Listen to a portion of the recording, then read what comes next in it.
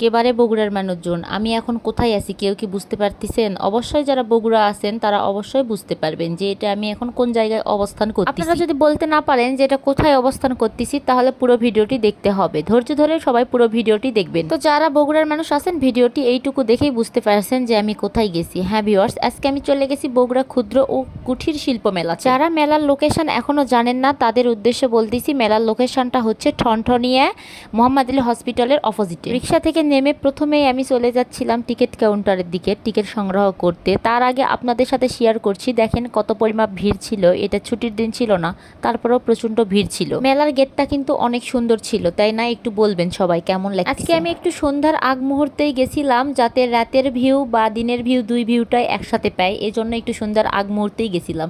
এই তো আমি চলে যাচ্ছি টিকিট কাউন্টারের দিকে। টিকিট কাউন্টারের ভিতর কিন্তু ভিড় ছিল ভালোই, এখানে কিছুক্ষণ দাঁড়িয়ে থাকতে হলো। তারপর এখান থেকে আমি টিকিট সংগ্রহ করে নিলাম। প্রতি পিস টিকিটের মূল্য ছিল 20 টাকা। এই তো দুটো টিকিট আমরা সংগ্রহ করে নিয়েছি। এবার আমরা মেলাতে প্রবেশ করব। মেলাতে প্রবেশ করতে যাচ্ছি। এই তো দেখেন আমরা মেলার সামনের অংশ, এটা গেটের মানে বাহিরের দিকে। এখন আমরা চলে যাব মেলার ভিতরের দিকে। এই তো আমরা চলে যাচ্ছিলাম।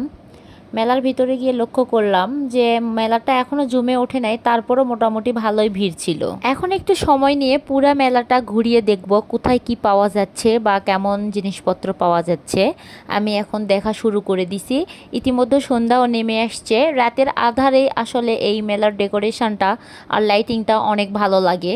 তো এই মেলাতে আসার প্রধান উদ্দেশ্য হচ্ছে রাতে এই ডেকোরেশনের জন্য। আমার ভিডিওতে আপনারা দেখতে পাবেন দিনের ফুটেজ আর রাতের ফুটেজ একসাথে। কারণ হয়তো বললাম, প্রথমেই বলে দিছি যে আমি এমন সময়টাতে গেছি সন্ধ্যার আগ মুহূর্তে। ওই সময়ে আমি একটু দিনের বেলার ভিউ পাইছি আর রাতেরটারও পাইছি, দুই মিলিয়ে ভালোই ছিল। এই তো এখানে মেলার পুরো ডেকোরেশনটা দেখেন, লাইটিং অনেক সুন্দর ছিল, অনেক সুন্দর। এখানে আমি একটু সুন্দর করে ভিডিও ফুটেজ নিচ্ছিলাম। পুরা মেলাটি ঘুরে ঘুরে দেখলাম, আমার তো অনেক ভালো লাগলো। তো আপনারা কে কে মেলাতে ঘুরছেন বা মেলাতে আসছেন অবশ্যই জানাবেন। আর কে কে কোথা থেকে এই ভিডিওটা দেখছেন অবশ্যই জানাবেন। এইদিকে লাইটিং ব্যবস্থা শেষে এখানে পানির ব্যবস্থা ছিল, অনেক সুন্দর করছিল। এই তো ঝর্ণা সিস্টেম করছিল, অনেক ভালো লাগতেছিল। এখানে একটু দেখলাম, কিছুক্ষণ দাঁড়িয়ে থেকে ভিডিও করলাম, অনেক ভালো লাগলো। এখন আমি আস্তে আস্তে পুরা মেলাটাই ঘুরে ঘুরে দেখব কোথায় কি পাওয়া যাচ্ছে। এখান থেকে ভিডিও করা শেষে আমি ওই পাশের দিকে চলে যাব। দেখেন এখানে কিন্তু অনেক সুন্দর ছিল, বেশ কিছু রাইডস ছিল বাচ্চাদের খেলার মতো। এই পাশ থেকে ভিডিওটা আরও অনেক সুন্দর লাগতেছিল। দেখেন গাইস ওই পাশে লাইটিং। তারপর আমি চলে আসলাম এইদিকে হচ্ছে জুতার দোকানে, কিছু জুতা দেখতে। জুতাগুলো ভালোই লাগতেছিল, এই জন্য ভাবলাম যে হয়তো একটা জুতা নিব। তো দেখতেছিলাম যে পছন্দ হয় কি না। দেখতে দেখতে আমি সবগুলো জুতাই দেখলাম। এখানে এই তো রেড কালার, রেড না আসলে মেরুন কালার, এই জুতাটা আমার ভালো লাগছিল, বাট কিনা হলো না, বড় হচ্ছিল। আর আমার জুতা কিনতে অনেক ঝামেলা হয়, জুতা আমার অনেক মানে বুঝে শুনে কিনতে হয়, অনেক বাসকোস করে আমি জুতা কিনি বলতে গেলে।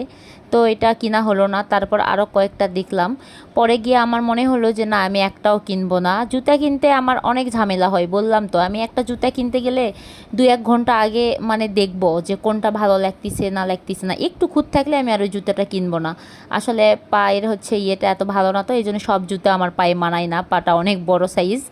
তাই জন্য এটাও দেখতেছিলাম ট্রায়াল দিয়ে, ভালো লাগলো না, এই জন্য আর একটা জুতাও কিনলাম না। এখানে জামাই একটু বকাবকি করলো যে তুমি কিনবা না, কিসের জন্য কিনো, একটা না একটা কিনো, ভালোই লাগতেছিল। কিন্তু আমার নিজের কাছে আসলে ভালো লাগতেছিল না। জুতা কিনতে গেলে আমার সাথে এমনটাই হয়, অনেক সময় লাগে জুতা কিনতে, এই জন্য আর জুতা কিনলাম না। শেষেই তো এটা দেখালো দোকানদার, যেটা পরে দেখেন ভালো লাগবে। সবাই বলতেছিল ভালো লাগতেছে, কিন্তু আমার কাছে ভালো লাগতেছিল না, এই জন্য আর কিনা হলো না। তো চলে গেলাম জুতার দোকান থেকে বের হয়ে, আর কিনলামই না শেষ পর্যন্ত। মানে যেটা আমার মনে হয় যে একটু খুঁত আছে বা ভালো লাগতেছে না, খুঁতখুতানি হয় মনের মধ্যে, পরে আর সেটা কিনা হয় না। তো পুরো ভিডিওটি সবার কেমন লাগলো অবশ্যই জানাবেন। আল্লাহ।